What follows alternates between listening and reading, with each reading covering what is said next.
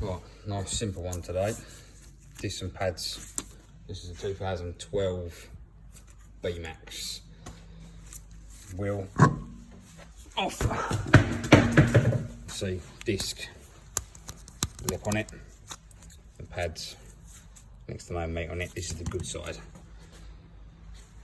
Start, undo our caliper carrier bolts, get the caliper off. Okay, to get our caliper off, 13mm socket on the back. It's a 17mm thin spanner on the nut behind.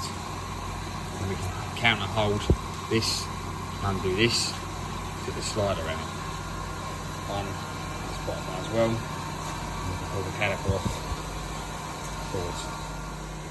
Right, I'm going to show you bolts out, top and bottom. Then pull your caliper off. See, pads getting low, both sides. Now I want to pull our pads out. Screwdriver or something behind them, you pull them out.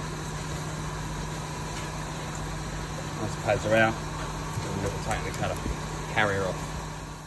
So now pads are out. Pull our caliper up. Bit of coat hanger or something like that. It's always good practice so you don't stress the brake hose itself. Now we're going to take the carrier off. Two 15mm bolts. You need a long breaker bar. If you've got an impact gun, fine.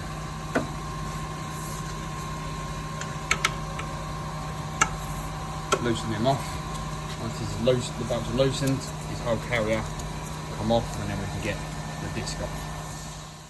Okay, carrier bolts come out, and then the carrier you can then pull off of disc. Disc is on it for an older car, may well either have screws holding it on or be rusted onto the hub. If it's rusted, you might need to give it a few blows with a hammer behind. If not, like this one, it's very new, just wiggle, it comes off. Now we can see the hub.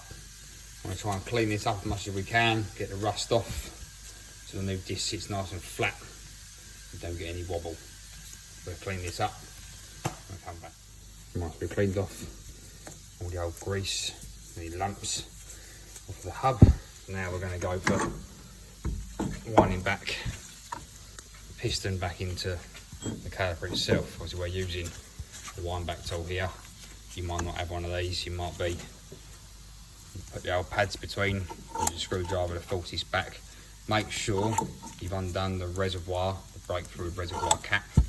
Obviously be mindful that you may have a spillage when you're winding this back, so keep your eye on the reservoir to make sure you don't spill it down the side of the engine. We'll wind this all the way back until it stops basically to allow us to put our new pads in. There's different types of these you can buy. This one works just as well for front calipers. If there's any resistance there, or if it won't wind back, you may have a seized up caliper. And so the caliper might need changing. As you see, that's it now, we've got resistance. Now we're back. We've now got a big enough gap. Put our new pads in. Okay, put some grease on the hub, anti-seize, so just prevent it from rusting on to the next one. Disc on. That's it, push it home. It's going to be loose for the minute because obviously we haven't got any bolts in this one to hold it to the hub. There's no problem, we put our carrier on and hold it in place. And next we're going to get the carrier, take the hardware off. We've got new hardware with the new pads. Take the hardware off and clean underneath where the hardware goes. Put the new hardware in. Put it back on the car. Right, caliper carrier off. Cleaned underneath where the plates go. Wire brush in there. Fit our new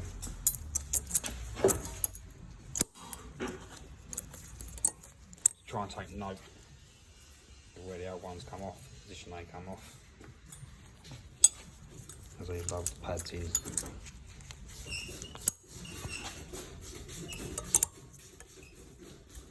Make sure the sliders coming out jammed, and ready to fit this back to the car.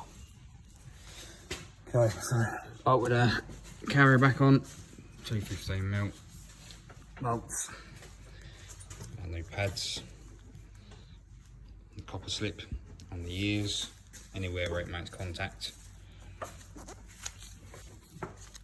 Slide the new pads in.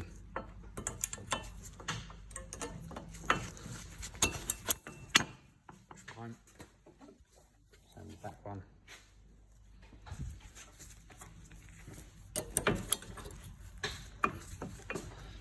New pads in. Now ready to put our caliper back on. Caliper, a little bit of grease on the outside of the pad where it makes contact. A little bit on the piston.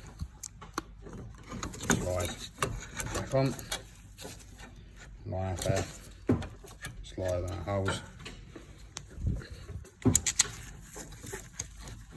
That back in.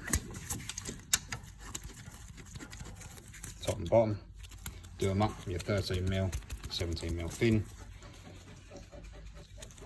I'm ready to put the wheel back on. Right, wheel back on. In a minute, obviously our caliper will be slightly loose. We'll bound it right back. The other side is going to be the exact same as this side. You want to remember, once you've done it, get in the car, pump the brake pedal 3 or 4 times until you feel resistance after the job's done. Otherwise, when you come to use the brakes, if you haven't done that, you're not going to stop. So when you feel resistance, you're good. Put your reservoir cap back on, and that's it.